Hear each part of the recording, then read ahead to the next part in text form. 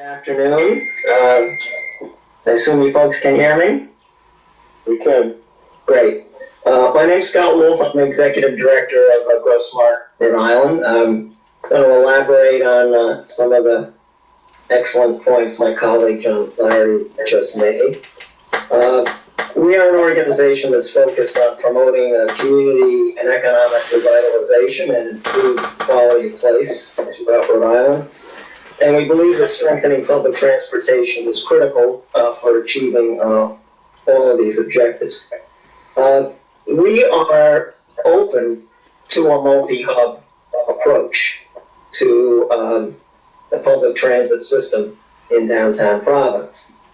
And we are supportive of the goal of making Kennedy Plaza a more attractive and at least perceived safer place. I don't think it's as unsafe as people think it is, but I know there's a perception that it is.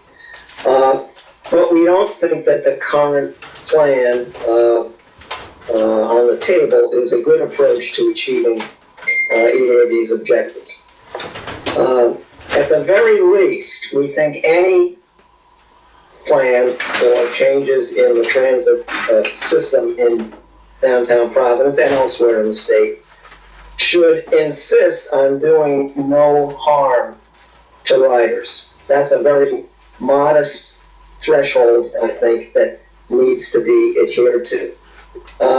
And because RIPTA is underfunded, although I would say very, very well, with very capable staff, but because RIPTA is underfunded, it's already challenging, as I think most of us know, for people who rely on bus public transit in Rhode Island to get where they want to go in a timely and relatively unstressful way. And that leads to what maybe one of our biggest concerns, which is that transit riders and their riding experience have appeared to be almost an afterthought in the formulation of this plan rather than a top consideration. And I think that's evidenced by the fact that now that the plan has been introduced and there's a call for it to be implemented, now, only now, does there seem to be a real detailed analysis of how this plan is going to affect the day-to-day experience of transit riders and what kind of extra transfer activity may be required.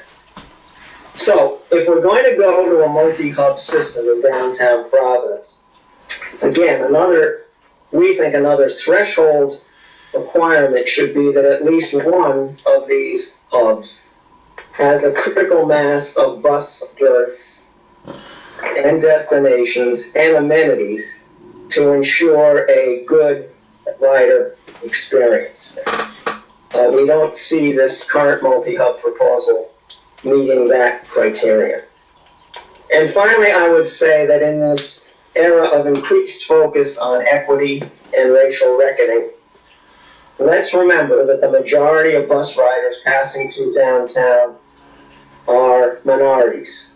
And many of them are the frontline workers we've come to rely on increasingly to help us get through the current pandemic. So it's another reason why we really need to prioritize making this a good experience for all of them and for prospective future riders.